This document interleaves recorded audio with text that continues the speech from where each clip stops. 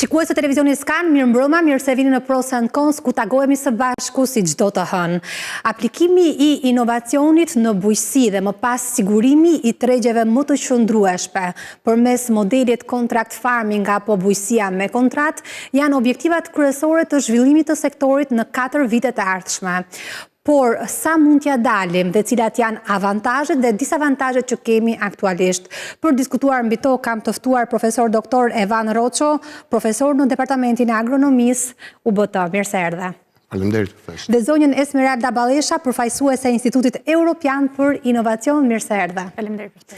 Përpara se të shkojmë tek biseda me të ftuarit, ndalemi tek pros and conset që kemi nxjerrë lidhur me këtë temë, pra inovacionin në bujqësi, tek avantazhet apo pros përmendim rritjen e produktivitetit dhe cilësisë, reduktimin e kostove afatgjata dhe kursimin e ujit apo monitorimin në kohë reale. Tek disavantazhet përmendim kosto e lartë fillestare, kryesisht për fermerët, fragmentimi tokës bujqësore dhe mungesë njohurish apo infrastrukturë e kufizuar. Do t'i diskutojmë të gjitha, qëndrojnë apo nuk qëndrojnë, do dalim në një konkluzion në fund.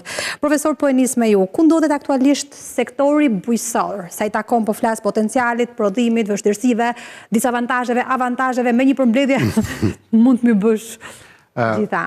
Mund të themi që bujqësia jonë në sajtë një prej konseve që juve kishit nxjerrë, praktikisht fragmentarizimit të tokës, vuan shumë në lidhje me produktivitetin, por edhe me efektivitetin ekonomik të këtij prodhimi. Kështu që një nga mundësitë për të rritur prodhimtarinë, por dhe për të rritur në efektivitetin ekonomik, është edhe përdorimi I inovacionit, I IT-s, përdorimi e atyre që quhen në mjeteve të asaj bujqësisë së zgjuar ose smart agriculture. Çfarë kemi si avantazh aktualisht në sektor? Si avantazh neve kemi në radhë parë kemi një klimë shumë të mirë. Kemi aktualisht vazhdojmë të kemi njerëz që punojnë në bujqësi, aktualisht megjithëse një pjesë po largohet. Dhe avantazhi është njëkohësisht që në përgjithësi fermerët tanë kanë një eksperiencë akoma në kultivimin e bimëve, me brezin që punon aktualisht. Që mund ta vëmë në dispozicion përmirësimit të sektorit më tej. Esmeralda, si e shikon bujqësinë aktualisht me avantazhe, disavantazhe të veta, për të folur më pas se çfarë mund të bëjmë më mirë dhe çfarë duhet ndryshuar dhe ku do shkojmë pas 4 vitesh? Unë sot faktikisht do fuz dhe pak profilin tim ekonomik, do nxjerr një të dhëna. Pikërisht. Sepse ndonjëherë të dhënat na bëjnë ta shikojmë në mënyrë më reale, pra mos të kalojmë në thjesht në politika, por të shikojmë realitetin. Bujqësia ka pas qenë dhe ndoshta vazhdon të jetë nga sektorët prioritar në Shqipëri, por ka pa diskutim që është. Po. Vlerësorët ka kontribuar rreth 22.5% të GDP-s, tani vetëm 15.5%. Dhe po flasim më pak se në 20 vjet ne kemi një rënje të jashtëzakonshme. Rënja është dhe më e madhe kur vjen puna te blegtoria, që kemi një rënje me 50% vetëm në 5-6 vitet e fundit, dhe kjo janë, mund të them, janë shifra dramatike, kur ti mendon që është një sektor I rëndësishëm dhe aq më tepër kur ky mund të lidhej shumë mirë me një sektor tjetër prioritar që ne kemi. Nga se ka ardhur që është turizmi dhe më potenciali ishte shumë I madh që neve duke lidhur agroturizmin, që ka qenë edhe nga një, le të themi, një iniciativë që ka pas qeveria më përpara, mundet të kishte një zhvillim, jo një reduktim. Kjo ka ardhur një pjesë të problematika janë ato që janë të renditura, pra pjesa e fragmentarizimit, pjesa e faktit që fermerët nuk kanë arritur që të gjejnë mënyrën për të bashkuar dhe për të punuar me njëri tjetrin, mosarritja të çuarit produkteve drejt tregut final, ose lidhja ndoshta edhe me pjesën e turizmit, sepse sigurisht që një turist do donte që të konsumonte produkte vendase, jo produkte importi, dhe ato çfarë na ndodhi neve vitet e fundit ishte një turizëm shumë I lartë, por thjesht një import më I madh produkte shushimore, jo një rritje të prodhimit të tyre. Pastaj problematika ka të tjera. Një pjesë është pjesa e sigurisë ushqimore, që është ndërlidhur me produktin, sepse nëse një produkt është I shijshëm, por është edhe I sigurt, absolutisht ai do shitet. Dhe aty pastaj viten problematikat që arsyet pse fermerët nuk arrin dot të prodhojnë produkte të sigurta. Unë faktikisht dua të marr në shkas ma sugjeri dhe profesori faktin e farave autoktone, është një donator këtu që ka filluar të incentivoj farat autoktone, që janë, le të themi, ato produktet që neve duhet të incentivojmë, që janë made in Shqipëria. Po, që janë pasuri dhe pasuri kombëtare. Absolutisht, sepse në momentin që ti në ekonomi shkallë nuk arrin do të përfitosh, sepse këto ka shumë të vogla dhe nëse të gjithë bëjmë bashkë, atëherë mund të konkurosh me diçka që është ndryshe, diçka që është e territorit dhe ka një shije që është autoktone. Do mund ta përfshijmë tek avantazhet, besoj që kemi aktualisht për të përmirësuar. Dakor. Profesor, kalojmë tek bujësia smart. Sa i rëndësishëm është në këto kushte që jemi aplikimi metodave inovative në bujësi dhe nga t'ja nisim, nga t'ja fillojmë, për kë jemi gati, që mos flasim për një të ardhme shumë të largë, t'jemi me këmbë në tokë. Bujësia smart në fakt është diçka e nisur nga amerikanët shumë vite më parë, bazuar në sistemin e satelitëve, GPS-it e tjerë. Dhe fillimisht kur edhe europianët e kam parë, thanë, kjo është një gjë për Amerikanë. E paritshme. Në fakt nuk është ashtu. Tani po shikohet që nëpërmjet përdorimit të mjeteve të informacionit, të teknologjisë informacionit, të mjeteve nëpërmjet sensorëve e tjerë, është e mundur që edhe në ferma të vogla të mund të ndërhyet në përmirësimin e kushteve për kultivimin e bimëve. Duke filluar që nga sensorët e thjeshtë, tashmë kanë sensor që ti mund t'i blesh me 10-15 euro që thjesht bëjnë matjen e lagështisë të tokës. Dhe ti nëpërmjet fermeri, nëpërmjet përdorimit të këtyre përcakton shumë më saktë se kur do të bëhet ujitja.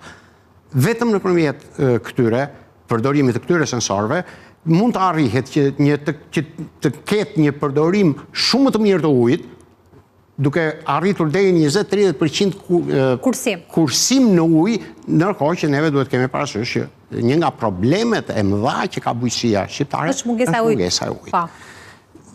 Por ka dhe sensor të tjerë që lidhen me matjen e elementeve ushqyes në tokë, të krypëzimit, e kështu me radhë.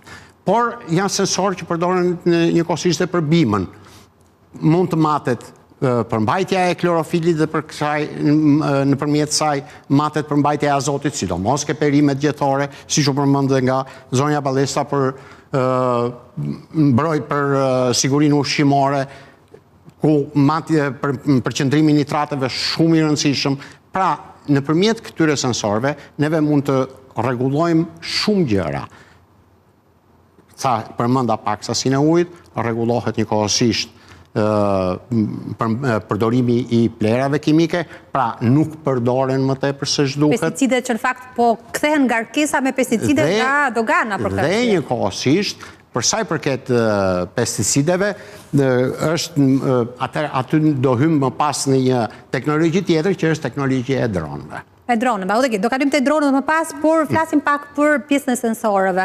Tani, kanë kosto. Profesori tha që nuk është një kosto e madhe, po për fermerët varet se në çfarë gjendje janë dhe ka kosto. A duhet futet kjo ndoshta tek politikat e qeverisë përmes mbështetjes direkte vetëm për këtë qëllim që t'i nxjisë fermerët, sepse ata kur marrin disa fonde nuk dinë ku t'i çojnë më parë, t'i çojnë të mbjellin, t'i çojnë te sensorët, t'i çojnë te plerat apo te inputet. Ndoshta duhet përcaktuar si zë më vete kjo lloj nxitje sa rëndësishme është. Absolutisht, dhe unë kam vërej që skemat veçanërisht vitet e fundit, sepse ka pasur një dëgjim pak më të fortë nga ana e Ministrisë për nevojat reale që kanë fermerët, sepse aktualisht është, le të themi, i vetmi mundësi subvencioni që fermerët kanë në Shqipëri, janë skemat kombëtare, dhe kam vërej që skemat kombëtare kanë qenë incentivuese jo vetëm në regjistrimin e mëtejshëm të fermerëve vitet të fundit, por edhe në incentivimin e prodhimit të caktuar të produktet të caktuara.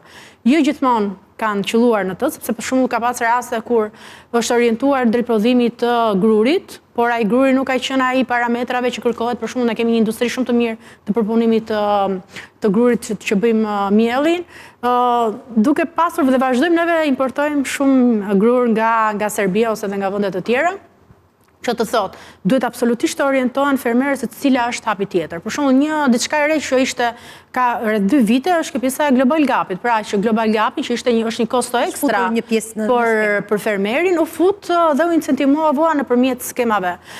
Fermerët e kanë të pamundur që të marrin informacion gjithandej, edhe neve që jemi të kohë në studim, ka shumë informacion, ka shumë të reja, inovacionet janë aq shumë, sa është të pamundur që ti të kesh dini për çdo gjë, aq më tepër fermeri që mendjen e vetë ka që të punoj tokën, absolutisht. Që duhet jetë Ministria me politikat e veta makro që të shikojë incentivimin. Dhe ka dhe diçka që duhet të mendojmë pak më afatgjatë. Afat gjatë, sepse deri tani kemi qenë shumë afat shkurtur në mendësinë që kemi pasur se si duhet ky sektor të strukturohet për të ardhmen. Dhe nëse është menduar që deri më tani ne kemi arritur të mbijetojmë, edhe pse me uljen drastike që unë përmenda pak më sipër, kjo ulje mund të jetë më e madhe sepse nëse në disa nga pikat që ishte aty, një tjetër është klima. Që thonë ndryshimet klimatike ne kemi vënë më së fundmi dhe janë të jashtëzakonshme, është edhe një nga arsyet që le të themi ky është nga sektor më me risk që ti mund të bësh biznes, që absolutisht duhen të incentivohen dhe do të jemi shumë brapa shumë shpejt. Pse? Sepse është e vërtet që ne patëm një zhvillim botëror tani kur vjen puna te AI, që është truri, por së shpejt do shikojmë që do të ketë një zhvillim shumë të madh edhe të pjesës së robotikës, që do të thotë që do të jetë më lehtë për të bërë bujqësi, ndoshta për neve do të jetë pak më afatgjatë, sepse në momentin që këto inovacione kushtojnë dhe para, kështu që mund të jetë pamundur për fermerin e vetëm që të arrijë të kontribuojë edhe te pjesa, le të themi, e automatizimit të mëtejshëm të mënyrës se të bën bujqësi, por le të fillojmë me hapa të parë. Me për këto hapa të parë do të ndihmoj ministria për të parë se cilat janë potencialet dhe sa mund të kushtojnë këto dhe të ndihmoj me fonde. Aq më tepër që është vlerësuar që fondet do të kenë një rritje, por ndoshta mund të mos jenë asnjëherë në bazë të nevojave që ne kemi. Me këtë robotikën më kujtove, ne flasim për pajisjet, le të themi, që janë të kohës së fundit dhe që e bëjmë më të thjeshtë bujqësim, proceset e ndryshme, por kam parë dhe një video ku robot real arrinin të kornin dhe të mbillnin në ara. Do vi kjo ditë ndonjëherë, profesor, sepse në kushtet ku ne nuk kemi kusht i punoj këto toka djerë, çfarë do bëjmë? Okej, është akoma në pjesën e eksperimentimit, por janë prodhuar praktikisht traktor të drejtuar nga robotët. Pra që ai niset, bën punimin e tokës, bën të gjitha dhe pastaj nëpërmjet të dhënave që merr nga fermeri, më pas vjen e kthehet vetë në Pra nuk ka nevojë për pushpunëtore. Pa pasur nevojë për ashtu. Ndoshta kjo do jetë edhe për tokat që janë lënë djerë, që janë braktisur. Sigurisht kjo mund të bëhet edhe për tokat. Por thash, kjo është për nivelin e fermave që kemi neve, kjo është për fermat të mëdha. Kjo nuk është për fermat vogla, sepse kosto e tyre kuptohet është jashtëzakonisht e lartë. Po, nëse bashkohen dhe funksionojnë kooperativat, kjo mund të ishte një zgjidhje shumë e mirë për të mos i lënë djerë. Nëse kooperativat do kishin funksionuar, neve tani bujqësinë do kishin shumë më mirë. Shumë më të zhvilluar, sepse ka shumë që kanë ikur nga fshatrat, kanë ikur në emigracion dhe mund ta kenë mundësinë për të investuar në këtë lloj pajisjesh dhe për të punuar në dy fronte njëkohësisht, për shembull. Dhe mos i lënë tokat djerë. Shiko, sigurisht, unë nuk do thoja që të shkojmë direkt ke robotika, sepse është hapi madh shumë. Jo, me që jo, absolutisht dakord. Është një opsion, por të bëjmë këto hapat që i kemi më pranë vetes. Okej, do të ndalemi atëherë tek dronet. Është një objektiv që ka vendosur vetë qeveria, domethënë, që në 4 vitet e ardhshme do përqendrohet tek pjesa e përdorimit të dronëve në bujqësi. Çfarë na sjell kjo lloj metode? Dronet janë një mundësi për të zëvendësuar atë që të jepte lidhja me GPS-in e famshëm. Pra në vend që të mund të paguash për të marrë të dhëna vazhdimisht, atëherë këtë nuk mund ta bësh nëpërmjet droneve. Dronet janë të pajisura me kamera që mund të jenë multispektrale ose hiperspektrale. Multispektralet janë në gjendje të japin të gjithë pamjen e bimës. Pra, si është për sa i përket elementeve ushqyes, por edhe për sa i përket problemeve të mbrojtjes së bimëve, pra nisës së mundjeve e kështu me radhë. Ndërsa hiperspektrale japin njëkohësisht edhe të dhëna për tokën. Pra, një dron multispektral me gjithë kamera mund të shkoj ke 15-20.000 euro. 20.000 euro një dron? Një dron, me gjithë kamerën multispektrale. Sa personave shërben?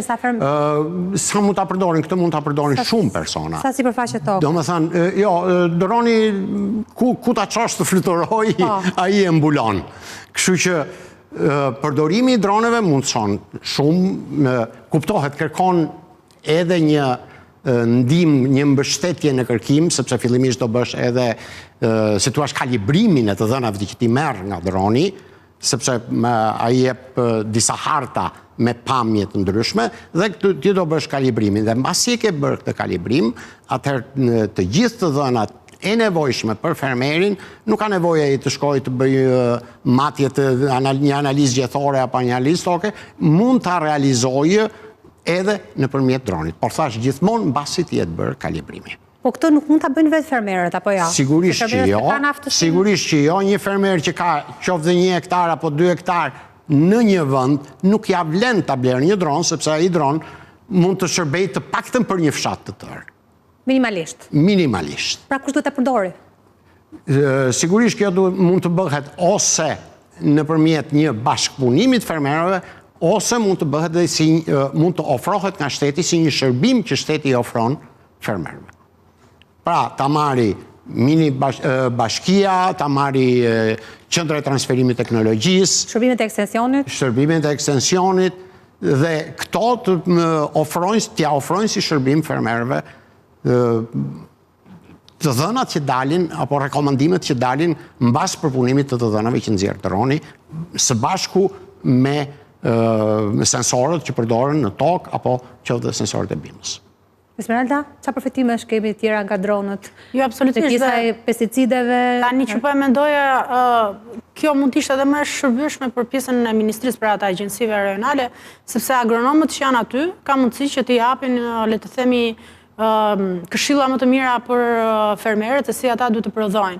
Dhe është në shërbim të komunitetit, që do të thotë mund të jetë incentiv tjetër që të fermerët i detyroj fshatarët ose fermerët të bashkëpunojnë me njëri tjetrin, sepse ky është një shërbim, le të themi që mund të merret falas nga ana e qeverisë. Pra duhet të ofruar nga qeveria. Nuk po them detyrimisht duhet, por është një opsion. Se fermerët kur nuk bashkohen dot për prodhimin, për kultivimin, të blenë një dron 20.000 euro në kushtet kur... E pamundur, është shumë e vështirë. Ka një kosto shumë. Fermeri në radhë të parë do blej fara, do blej inputet bujqësore, do blej produktet për ta ndihmuar bimën, pra janë ai shumë kosto që fermeri ka, do marri naftën, do marri me qira traktorin, sepse ndoshta ka të pamundur që ta blej një, domethënë kostot që fermeri ka janë jashtëzakonisht shumë të larta dhe fakti është që në momentin që neve pjesën e ndihmës që japin fermerit në bazë të llogaritive që unë kam bërë është diku te 3 euro për hektar që jepet fermerit, ndërkohë që në Bashkimin Evropian është diku te 446 euro mesetarisht, po flasim gjithmonë për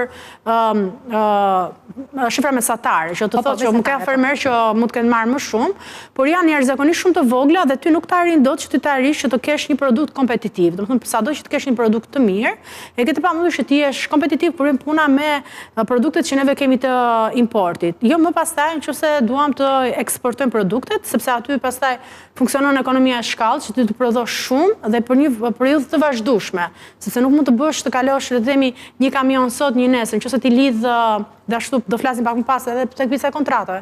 Nëse ti lidh kontrata me supermarketet më dhaja në Bashkimin Evropian ose edhe me gjër, ti duhet që prodhimin ta kesh të vazhdueshëm, edhe në standardin e duhur. Për te asaj, por dhe i vazhdueshëm, sepse nuk mundet që ti të prodhosh një herë dhe pastaj sepse nuk mundet le të themi ta lësh zbuluar, edhe pse normalisht supermarketet më dhaja e kanë gjetur, nuk ose varen vetëm nga një furnitor, por që janë shumë elemente dhe prandaj që fermeri të shikojë benefitet, dhe të themi që në të ardhmen mund ta blej.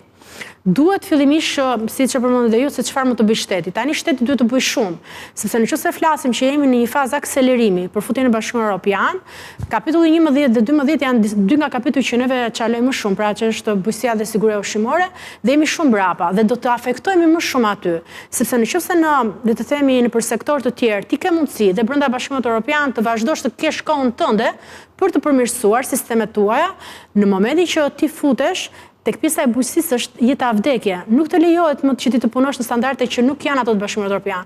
Prandaj këtu dhe ndihma duhet të jetë jashtëzakonisht shumë e madhe, aq më tepër kur ne kemi një mungesë për 3 vjet është detyrim në këto kushte. Të fondeve të Bashkimit Evropian që janë i pardi, në mungesë atyre fondeve këto duhet minimalisht të ishin mbuluar nga fondet publike, që kemi pasur fonde shumë të vogla. Vlerësohet që ne japim rreth 0.19% të GDP-s, ndërkohë që kontribuohet 15.5%. Domethënë, u futa pak te shifrat për të kuptuar realitetin, për nevojat e mëdha, sepse mendohet ndonjëherë që fermeri nuk do, nuk di.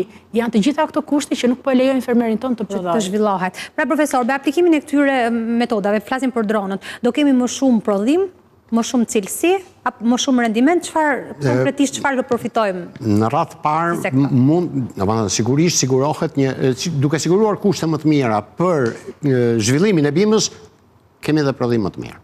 Por kemi në radhë të parë, prodhim më të lartë, por kemi në radhë të parë një efektivitet shumë më të mirë të përdorimit të inputeve, duke filluar nga uji, duke vazhduar me me plerat kimike, po jo thjesht kursim, por njëkohësisht kemi një ruajtje të mjedisit, por dhe ruajtje të cilësisë produktit. Pra, që lidhet me sigurinë ushqimore. Kemi një ulje të përdorimit të pesticideve, e të gjitha me radhë. Pra, të gjitha këto çojnë njëkohësisht edhe në një ulje të kostos së prodhimit. Pra, bie kosti i prodhimit. Për pasoj, kuptohet edhe është më efektiv në dalje në treg, është duke pasur një produkt më të lirë, ke mundësi të konkurrosh më mirë në treg. Në këtë rast, ne po flasim për ata fermerë që janë në treg, që prodhojnë dhe që mund t'ja u lehtësoj jetën. Po për ato toka që nuk janë të shfrytzuara, a mund të kemi një lloj ndihmese të tillë që edhe më shumë hapësira që janë lënë djerë të vijë në funksion të prodhimit?